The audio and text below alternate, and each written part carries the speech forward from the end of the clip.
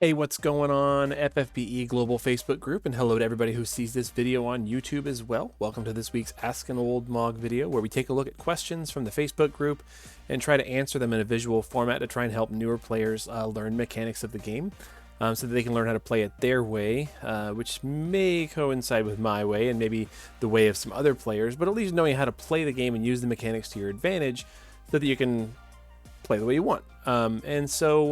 With that in mind, we do have a question from the Facebook group today that we're going to talk a little bit about, and it has to do with elements. So let's get into it.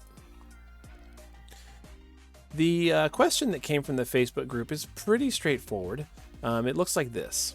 What non-elemental locked units are there besides Chizuru, Esther, Vilk, and Olive?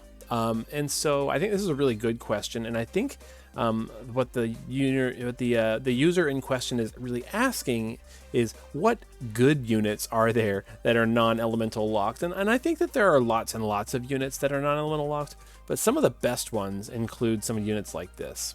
Roberta and Ignitos, Tidebringer Kaito, Frostblade Freyaviah, Lone Lion Squall, Angela from the mana event. There's lots and lots of units that do non-elemental damage, and the nice thing about non-elemental physical type damage, right, is that it can be imbued with various elements, so they can fit into any kind of team you want. You can put Esther, Chizuru, and Kaito in a team and imbue them with whatever element you want, and they're going to be just fine. That said, some of these units that are on this list may have very strong elemental affinities. Chizuru in particular has a 100% self-only wind amp and party amp and wind support for the rest of the party, which is really good. The same is true about Kaito, except his amp is not 100%, but it is water, and does a lot of good stuff with it. Roberta and Ignitos do a lot of good fire support for the party. Frostblade Freyaviah does ice support. And so there's lots of really good stuff there, but they are aligned with those elements, but do not necessarily have to be those elements. And that is because all of these units, even if they are mages, are physical type units. And we've talked about the difference before, and I'll pop up a video link for that one, about the difference between physical type attacks and magical type attacks and why those are so important. But I think that's kind of what this user is asking, is what are some good options if I don't have Chizuru, Esther, Vilk, and Olive? There you go. Really, any unit that does physical type damage can be imbued with any element, and some of the good ones are right there. So I guess this question then becomes a little bit more complicated when we think about what we're really trying to accomplish with this question. How can you tell whether or not an element or an attack is elementally aligned, or physical type, magical type, whatever? What does this really mean, and why is this important? So I'm going to pop up some units on the screen here. This is just the units that I'm running in my current shard dungeon, and I'm going to just use them as an example. Let's look at Freyaviah, for example, right? And I did mention that Freyaviah is kind of naturally aligned with ice and light, but if you look at her abilities, she's got this Frost Blossom ability, which is where she gets her ice imbue. But look at Azure Riposte, right? If you click and hold, it says that it does single enemy hits, right? But it does not show the elements here to tell us that it's an elemental attack. So it's a physical type, magic-based attack. So it means it uses physical type rules, which means it can be imbued. Magic type damage, so it uses her magic stat. But even though it shows these little things here, but the elements, this is about resistances. So it boosts her resistance, but it is not an elemental attack. It is a non-elemental attack. Let's find an example of somebody who has an elemental attack. Well, she actually has one, if I look at her magic, right? So Blizzard, for example, it does elemental damage, magic type, magic-based damage, and it has this little element tag telling us that it's an elemental attack. And it's magic type, so if I imbue her with fire, if I imbue her with fire, this Blizzard spell will always still be an ice attack. And that's kind of how you can tell, as you click on them, hold on the ability, and we can see. Now, Blizzard also has the effect of lowering enemy resistance, which is very, very good for a brand new player. Getting imperils on your team is pretty easy now. But there you go. So it's a magic type attack, and it has these little elements that tells us it's locked to that element. But it doesn't have to be that way. Some physical units have elemental attacks locked into their attacks as well, even though they're physical type. Let's see here. A good example of that is going to be Waka. All right. So if I look at his water ball attack, right? It's a physical type attack based damage, but it's still water elemental, which is making sense because it's a water ball, right? So he's got water, and it does lower resistance by 130, but it's physical type. So even if I imbue him with fire, it's still going to be a water attack. It's just going to be fire and water, and that's where this becomes very important. We'll talk about the impact of it being fire and water in just a moment, but it is important to note. Okay, so that's the key, is to kind of click and hold and look and see, does this have a tag on it? It does have a water tag, right?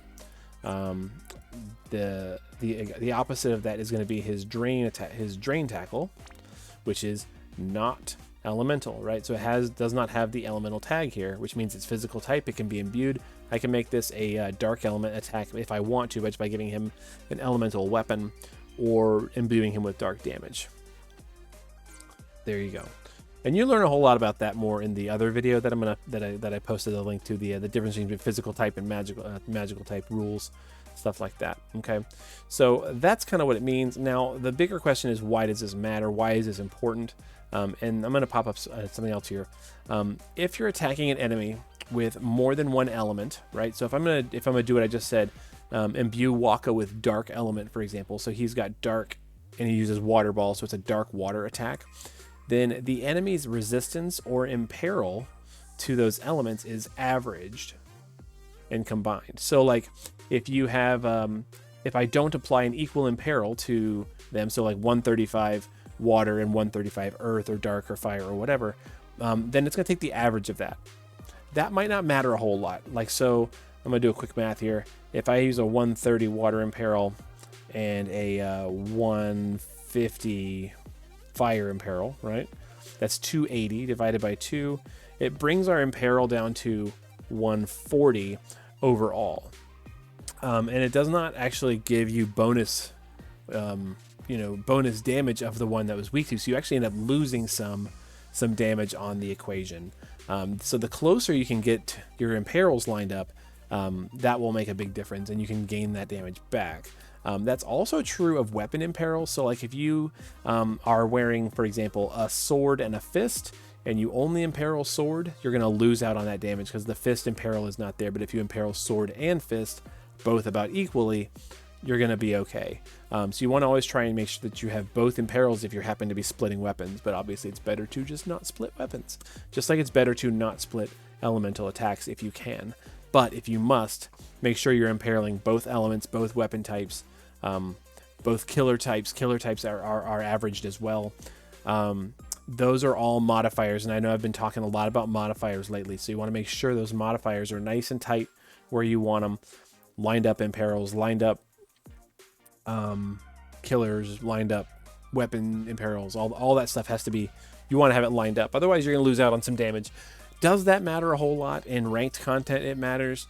In Clash of Wills, where you're trying to hit a damage cap, it matters. If you're trying to just beat a trial boss, most of the trials that we have are not that difficult and will not matter that much, but some of them are hard. Some of them, you need to do as much damage as you can very quickly because the boss will heal itself, like Rafflesia. So in that case, doing more damage is obviously very good. But in older trials, like, it doesn't really matter that much. Just hit the boss as hard as you can. It'll probably fall on the first turn with current units in your party. But that's why, honestly, a lot of people don't like Tsukiko, because Tsukiko does earth-based evocation damage. It's evocation, not physical, so you can't imbue it. It's against certain enemy types, it's just not going to work. People don't like her because in that way she's very limited to what she can do. But if you can imperil hard enough, if you can do a big enough imperil, you can still do some really nice damage with her, as long as the enemy does not just straight up ignore earth damage or resist it, or absorb it. So there you go. So that's why it matters a whole lot. And It matters a lot for mages in particular, because mages you cannot get the benefit of imbues. So like I mentioned before, you know, Tsukiko here, she's got this earth elemental attack, does earth elemental damage. Some mages do automatically come with that damage split, like for example, if we look at Tiana, who is very unfortunate to have an elemental attack that does 5 elements. So if an enemy is going to be immune to any one of these 5 elements, you're just not doing damage because it averages all together. Thankfully, she has a good imperil for all 5 of those, so it imperils them equally. Normally it's not going to matter, but let's say you've got an enemy who absorbs fire. Even though you've imperiled it to 130%, if they absorb fire, you are healing this boss with this attack no matter what. She's not good to bring to the fight. Okay, so, and since it's a magical attack, you can't imbue it, which is kind of like, in my opinion, kind of a why Tiana stands out as a poorly designed unit compared to units like Roberta, Bravia, Olive, what have you, because she's a pure mage, does magic damage, and that kind of limits her ability to be flexible. Even though she's got 5 elements, she can't use her LB basically on any content except for the one that she was designed for, which is kind of a shame. Okay, but there you have it. So the answer is that there are, oh goodness sakes, there are lots and lots of units that are going to be good for doing non-elemental damage. The key is looking at their attacks and seeing, you know, is this an elemental attack? Is it physical type? Is it magical type? Physical type units can always be imbued with an element. Does not mean mages cannot, because Angela, Roberta, Olive, Fravia, they are all physical type mages, so you can imbue them with an element and then put them into whatever team you want, and it's going to go great for you. Well, great is relative. Some units are better than others. Your mileage may vary. But that said, I hope that that discussion is helpful for you. And I hope that you take a look at the other video as well, because I go a lot more in depth into physical type and magical type, especially in terms of like talking about killers. Like, because these physical type mages, they don't need magic beast killer, they need physical beast killer, even though they're mages, which is kind of confusing sometimes. But it all comes down to looking at their abilities to see, do they have an element? What type are they? What's going on with this unit? And that's going to help you make sure you max out your damage. Hopefully that's helpful for you though, and if you've got a question you want to see in next week's video, don't hesitate to leave me a comment below. Did I miss something? Could I have elaborated a little bit better? Could I have been clearer? Was I confusing? Please let me know so I can try and clean these up. But in the meantime, we'll see you in the next video, whatever that is, next week. Hopefully we get a question, we can dive into something, you know, in depth. And yeah, you guys be good to each other, take care, and have a good rest of your weekend. All right, bye.